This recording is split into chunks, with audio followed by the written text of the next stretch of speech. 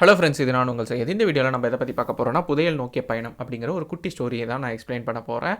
வீடியோட எண்டில் வந்து என்னோட பர்ஸ்பெக்டிவில் அந்த ஸ்டோரியில இருந்து என்னென்ன விஷயங்கள் நம்ம வந்து எடுத்துக்கலாம் அப்படிங்கிறத நான் சொல்கிறேன். அதே மாதிரி உங்களோட பர்ஸ்பெக்டிவில் இந்த ஸ்டோரியிலேருந்து என்ன விஷயங்கள் நீங்கள் கற்றுக்கிட்டீங்கிற கீழே கமெண்ட் செக்ஷனில் கமெண்ட் பண்ணுங்கள். ஏன்னா ஒவ்வொருத்தரோட பர்ஸ்பெக்டிவ் ஒவ்வொரு மாதிரி இருக்கும். ஸோ அதுக்காக தான் நான் கேட்குறேன். சரி, வாங்க வீடியோக்குள்ளே போகலாம். ஸோ இந்த கதையில் பார்த்தீங்கன்னா, ஒரு அப்பா, அந்த அப்பாவுக்கு வந்து ஒரு மகன். ஸோ அந்த அப்பாவுக்கு வந்து ரொம்ப நாளாக வந்து ஒரு மன வருத்தம் இருந்துக்கிட்டே இருக்குது. தன்னோட பையன் வந்து சரியாகவே வந்து பொறுப்பாக இருக்க மாட்டேங்கிறான். சும்மா ஃப்ரெண்ட்ஸ் கூட சுற்றிக்கிட்டு இந்த மாதிரி தான் பண்ணிகிட்ருக்கான். லைஃப்பில் வந்து ஒரு ரெஸ்பான்சிபிலிட்டியே எடுத்துக்க மாட்டேங்கிறான்.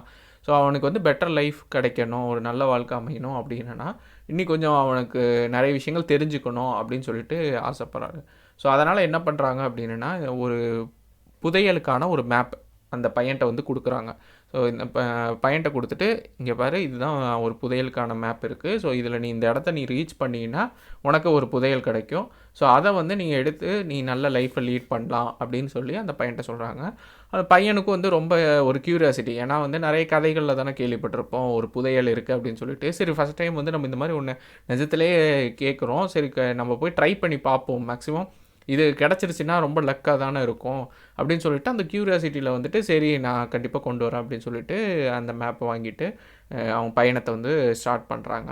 ஸோ அவங்களோட ஃபுல் ஃபோக்கஸ் என்னவாக இருக்குன்னா, எப்படியாவது அந்த புதையலை எடுத்துடணும் அப்படின்னு சொல்லிட்டு அந்த மேப் படி எங்கெங்கே போகணுமோ அந்த இடத்துக்கு வந்து ஒவ்வொரு வழியாக காடு, மலை, அதுக்கப்புறமா இதெல்லாம் தாண்டி ஒவ்வொரு இடங்களில் தங்கி அங்கே பழங்குடியின மக்கள்லாம் இருக்காங்க. ஸோ அங்கெல்லாம் தங்கி அந்த இடத்த வந்து ரீச் பண்ணுறாங்க. ரீச் பண்ணிவிட்டு அந்த குறிப்பிட்ட பிளேஸ் எங்கே மார்க் பண்ணியிருக்காங்களோ அங்கே போய் தோண்டி பார்க்குறாங்க. தோண்டி பார்த்தா ஒன்றுமே இல்லை, புதையல்லாம் அந்த மாதிரி எதுவுமே இல்லை. சரி, மேப்பில் வந்துட்டு கொடுத்துருக்க இடம் தான் இல்லை, அட்லீஸ்ட் பக்கத்துலையாவது இருக்குன்னு சொல்லி அங்கே இருக்கிற எல்லா சுற்றி இருக்கிற நியர்பை பிளேசஸில் எல்லாத்துலேயும் தோண்டி தோண்டி பார்க்குறாங்க. எதுலேயுமே இல்லை. ஒரு சைடு டயர்டாகிடுச்சு, இன்னொரு சைடு வந்துட்டு ஒரு ஏமாற்றம். என்னடா ஒரு புதையல் நோக்கி தேடி இவ்வளோ, ஏன்னா நிறைய தடைகளை தாண்டி தான் வந்திருக்காங்க இந்த இடத்துல. நம்மள்ட்ட ஒன்றுமே கிடைக்கலையே, ஒன்றுமே இல்லாமல் வெறுங்கையாக வீசிட்டு போகிறோமே, இப்போ அப்பா கேட்டால் என்ன சொல்கிறது அப்படின்னு சொல்லிட்டு ஒரு மன வருத்தத்தில் திருப்பி அந்த வீட்டுக்கு ரிட்டர்ன் போகிறதுக்கு அங்கேருந்து கிளம்புறாங்க. ஸோ கிளம்பும்போது தான் ஒவ்வொரு விஷயத்தையும் வந்து கவனிக்கிறாங்க. அங்கே ஓடக்கூடிய ஆறு, அங்கே சுற்றி இருக்கிற மலைகள், அதுக்கப்புறமா நிறைய விலங்கு, பறவை அப்படின்னு சொல்லிட்டு அங்கே ஒவ்வொரு இடத்துலையும் ஸ்டே பண்ணுவாங்கள்ல, அங்கே பழங்குடியினர் ஒரு சின்ன சின்ன கிராமம் இருக்கும், அங்கே பழங்குடியினர்கள் இவங்கெல்லாம் இருப்பாங்க. ஸோ அவங்களுக்கு நிறைய ஹெல்ப் பண்ணி எடுத்துருப்பாங்க. ஸோ அவங்க எப்படி இருக்காங்கன்னு சொல்லிட்டு இந்த மாதிரி ஒவ்வொன்றா அப்சர்வ் பண்ண ஆரம்பிக்கிறாரு.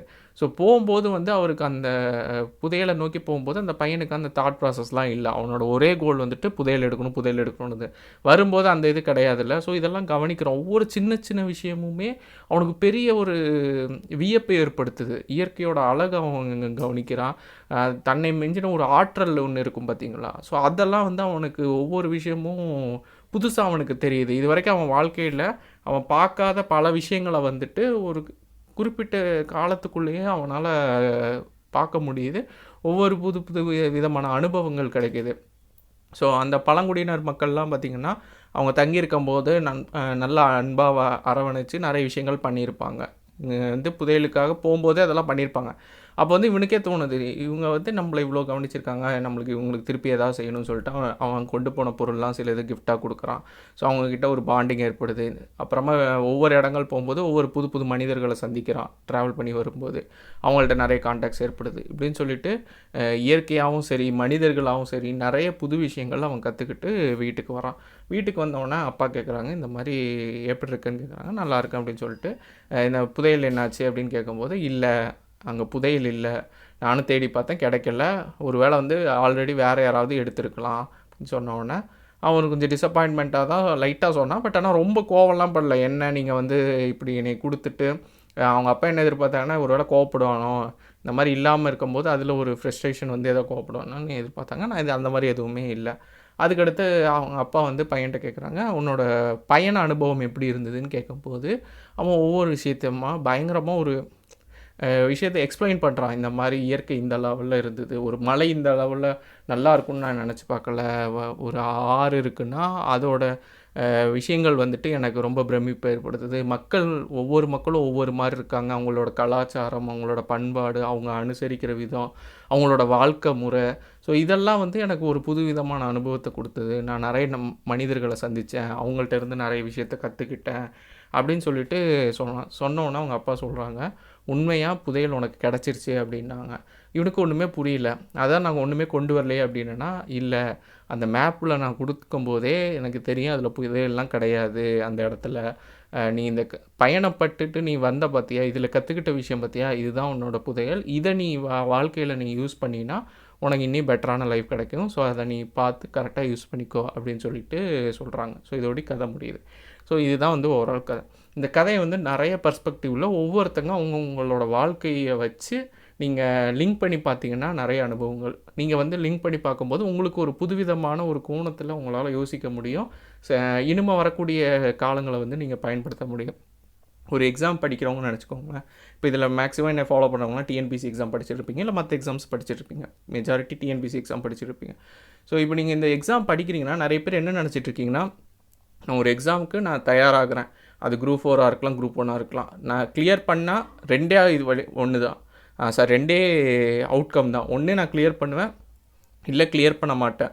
இதை 2 தான் இருக்கும். கிளியர் பண்ணால் எனக்கு எல்லாமே கிடச்சிரும், கிளியர் பண்ணலைன்னா எனக்கு எதுவுமே கிடைக்காது அப்படின்னு மைண்ட் செட்டில் இருக்கீங்க பார்த்தீங்களா? அதுவே ரொம்ப ரொம்ப தப்பான ஒரு மைண்ட் செட்டு.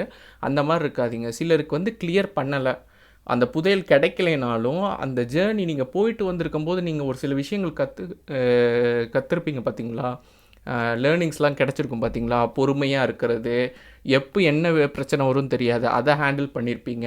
நிறைய இடத்துல கோவப்பட வேண்டிய இடத்துலையும் கோவப்படாமல் இருந்திருப்பீங்க.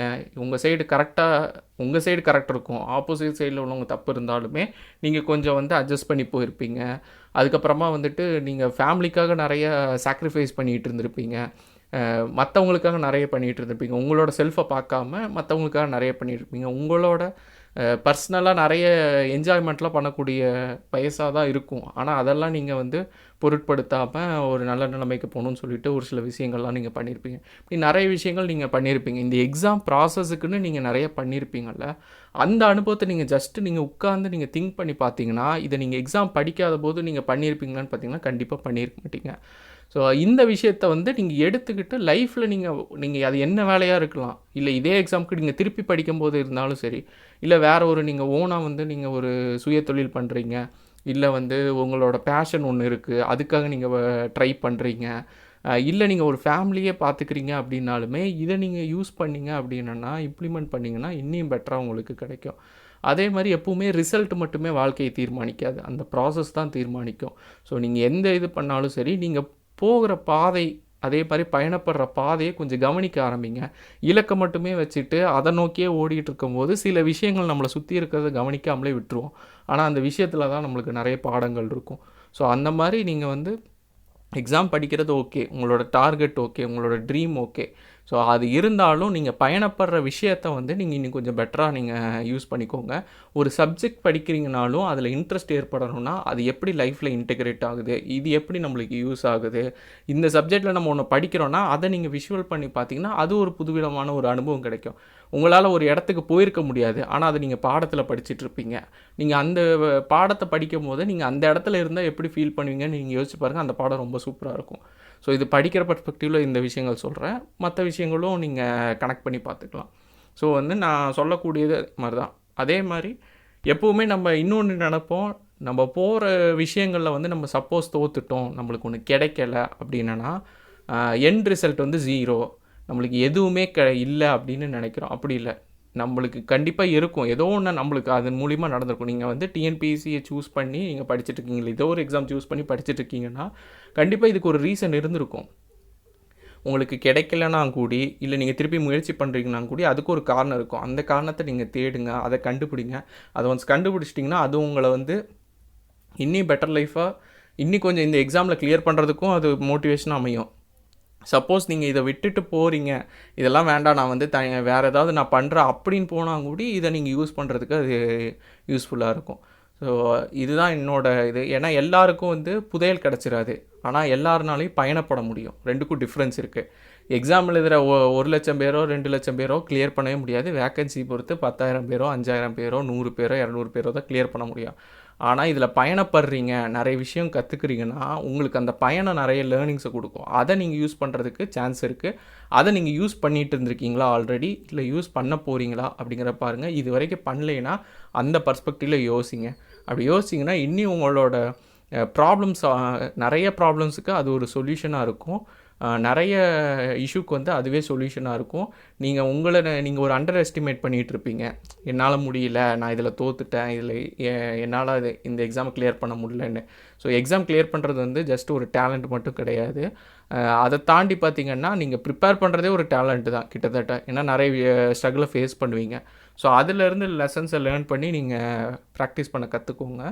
ஸோ இதுதான் இதில் பார்த்திங்கன்னா என்னோடய பர்ஸ்பெக்டிவ். இந்த கதையை பொறுத்தளவுக்கு ரிசல்ட் வந்து அது முக்கியம்தான். பட் ஆனால் அது மட்டுமே லைஃப் கிடையாது. அதில் அண்டர்கவுண்ட் பண்ணக்கூடிய ப்ராசஸ் இருக்குது பார்த்தீங்களா, அதை முடிஞ்ச லெவலில் நல்லா வச்சுக்கோங்க. அதிலேருந்து நிறைய விஷயத்தை கற்றுக்கோங்க. அதை பேஸ் பண்ணி அடுத்தடுத்த காலகட்டத்தை நீங்கள் நகர்த்துனீங்கனாலே உங்களோட லைஃப் வந்து இப்போ இருக்கிறதோடு இன்னும் கொஞ்சம் அடுத்தடுத்த லெவல் வந்து பெட்டர்மெண்ட் ஆகும். ஸோ இதுதான் என்னோடய பர்ஸ்பெக்டிவ். உங்களோட பர்ஸ்பெக்டிவ் இந்த வீடியோவில் கீழே கமெண்ட் செக்ஷனில் மென்ஷன் பண்ணுங்கள். இது ஜஸ்ட் வந்து ஒரு இனிஷியேட்டிவ் தான். எனக்கு இந்த கதையை வந்து நான் ரேடியோவில் கேட்டேன். சரி, இந்த கதையை ஷேர் பண்ணேன்னா இது நிறைய பேருக்கு கனெக்ட் ஆகும் அப்படிங்கிறதுக்காக நான் இந்த கதையை சொல்கிறேன். இதே மாதிரி வேறு ஏதாவது கதை இருந்தால் நான் ஷேர் பண்ணுறேன். இந்த சீரிஸ் உங்களுக்கு பிடிச்சிருந்தாலும் கீழே கமெண்ட் செக்ஷனில் கமெண்ட் பண்ணுங்கள். தேங்க்யூ.